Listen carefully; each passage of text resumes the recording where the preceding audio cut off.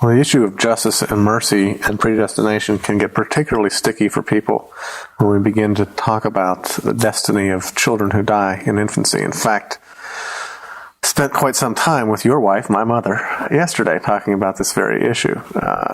If we have somehow mastered this idea of predestination, maybe not mastered it, but got a beginning grasp on it, does it somehow become more confusing to us when we deal with the issue of children, particularly babies who do not, it would seem, have the capacity to understand, when we talked about evangelism, to understand the evangel?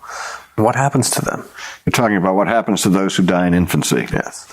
Well, there are all kinds of theories about that, and as I suggest, most of the doctrine that is expounded with respect to those theories is speculative, because the Bible has precious little to say about it.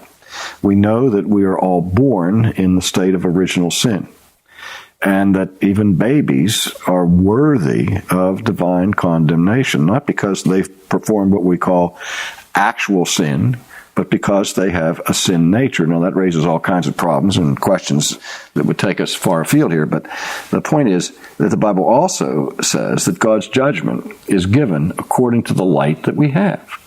And to whom much is given, much is required. And God, being a just God, is obviously going to take into account whether a person has reached the so-called age of accountability, whether a person understands the law of God significantly enough with respect to actual sin.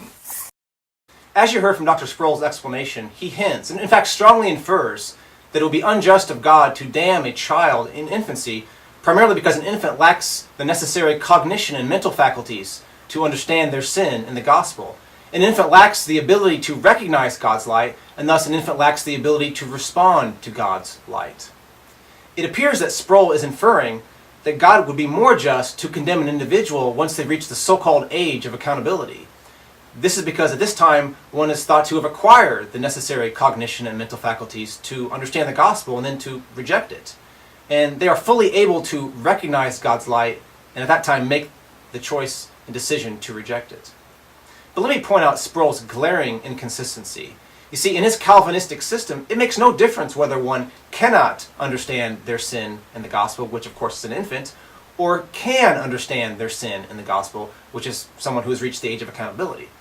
Because if one has been damned from before the foundation of the world, or simply been passed over from before the foundation of the world, in other words, if they're numbered among the non-elect, then they cannot possibly be saved. They cannot possibly repent and believe, even if, and this is key, even if they receive all the light in the world. Sproul wants to make it seem like receiving greater light and understanding it gives God just grounds to condemn the non-elect. But what does receiving greater light have to do with anything if it's been ordained and determined that they can't even respond to it?